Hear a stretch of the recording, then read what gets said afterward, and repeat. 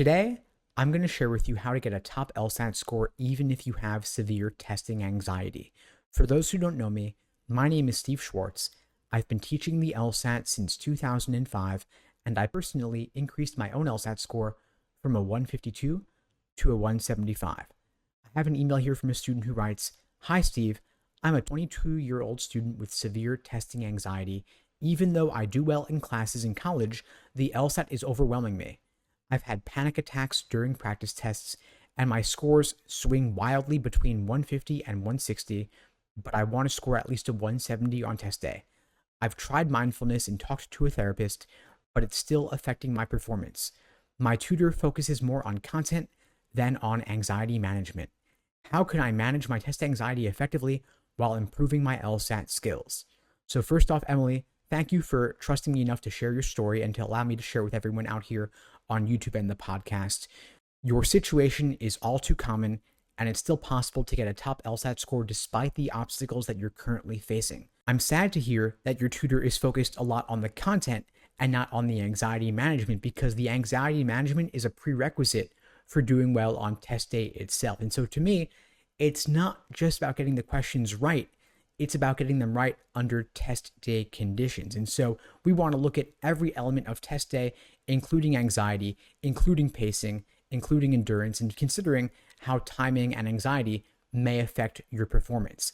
Even if you can get a question right in isolation, that doesn't mean that you'll get it right when it actually counts. And so we want to look at all the aspects here of what go into helping you get a top LSAT score. Now, you didn't mention this, but you can get accommodations for conditions like test anxiety. All you need is a note from a qualified professional like a doctor or psychiatrist, along with a statement of need that you write explaining why you're seeking the accommodations. LSAC used to be far too strict in granting these and denied them to far too many students who were deserving of extra time. Now the pendulum has swung the other way, and they've become much more liberal in granting accommodations for conditions like anxiety. So I would strongly recommend seeking out accommodations if you think they might help you. You may talk to your therapist or another professional to help you put together the required documentation. I'm glad that you've tried mindfulness. I would recommend keeping it up. Even just 5 minutes a day can help make a massive difference. You might also try deep breathing exercises, progressive muscle relaxation exercises, so that before you take your timed practice test or your timed exam on test day, you have a warm-up, so to speak, where you can reduce the anxiety. You can engage in some visualization practices, picturing yourself having a smooth test day experience, so that when test day actually comes up, it'll be like just another run through and you've done all of this before. You might also try reframing any negative thoughts, any self-doubt that you have around your test performance. You could think to yourself, when you get a question wrong, I'm getting this question wrong now, so I'm not going to get it wrong on test day.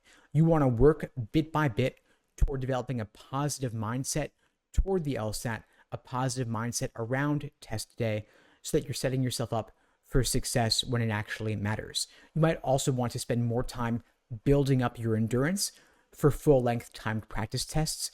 Build it up bit by bit. First, you do a single timed section to build familiarity with the pacing element of the test and reducing any fear or anxiety you have around the timing component. Then you do 2 timed sections back to back. Then you do 2 sections, your 10-minute break, then another section, and finally 2 sections, break, 2 more sections, which is what most students will typically experience on test day itself. If your current tutor is not willing to adjust their approach, if they're not familiar or experienced working with students who have testing anxiety, you might want to seek out alternative prep options to get you support that you truly need to get a top score on LSAT test day. At LSAT Unplugged, we have several tutors and coaches who have experience working with students who experience testing anxiety, and we'd be glad to help you out.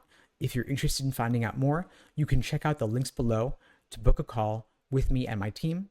We'd be glad to help you out. Now, the last thing I'll say is celebrate the small wins. Every question that you get right is an opportunity for celebration, and this can boost your confidence if you focus more on the ones you get right than on the ones you get wrong. It's too easy to tally all the questions that you get wrong and beat yourself up over them and worry that they're going to tank your score, but every question that you get right is a chance for celebration, showing that you understand the material, you got the right answer, and you do know how to solve these questions. You've got the understanding that you need. Of course, the questions that you get wrong or have difficulty with are opportunities for review in depth, but the ones you get right are equally important to focus on as well, just to keep a positive mindset around this test. Anyway, folks, that's all for now. In the meantime, I'll wish you all the best and take care.